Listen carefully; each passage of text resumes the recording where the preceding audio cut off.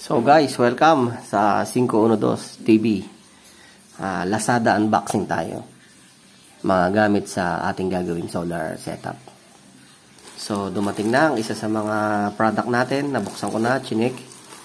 Ang ating 5 watts LED bulb na pamalit sa ating mga AC bulb. Ito ay 5 watts lang.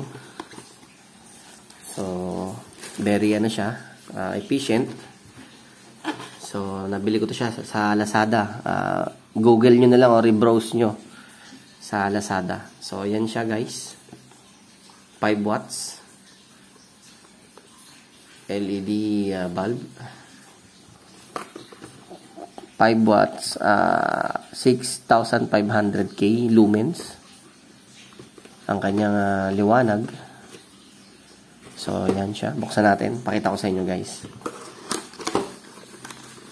So, yung gustong mag-migrate sa solar, pwede nyo itong simulan. Small time lang muna para hindi masakit sa bulsa. So, yan siya, guys. So, yung bulb. Tsaka ito yung alligator clip.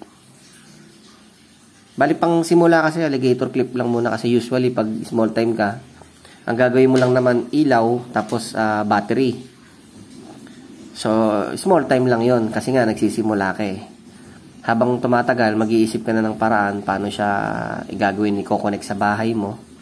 So, step by step natin gagawin yon. So, etong video na to ay para sa mga nagsisimula pa lang as in 0-0 starting pa lang. So, siya, ganyan siya. Ito yung ilaw, ito yung alligator clip. Black is negative, tapos yung positive, yung red.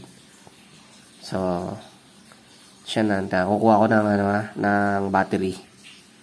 Lagay natin sa battery, pakita ko sa inyo. So, yan siya. Wait nyo ako, kukuha ko battery. Yan guys, balik tayo sa ating vlog. Ito na yung battery. Kukuha ko na. Yan. So, ang requirements na itong bulb na to ay 12 volts. 12 volts DC. So, tester natin kung 12 volts. So, ito galing din nga na to, Lazada. Itong multi-tester na to, Lazada product. So, kailangan 12 volts daw siya. Bagong charge to eh. Tingnan natin. So, kung may mga luma kayong battery, yung motor, pwede nyo gawin yun, panimula. Basta magbigay ng 12 volts. So, meron pa nga akong 13 volts eh. Kasi, charge ko to eh.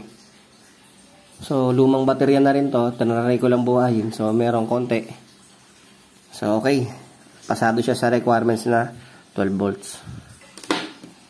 So, yan. Bilang nagsisimulang mag-solar, ito yung basic. Wala ka munang solar kasi nagsisimula ka eh. So, meron kang LED bulb. Meron kang bateryang luma. So, yan muna. Basic muna tayo. Basic. Simpleng-simple lang. So, parang elementary lang. Kakabit mo tong itim sa itim. At yung red sa pula. Red is positive. So, ayan. Kabit mo siya. Ito na siya.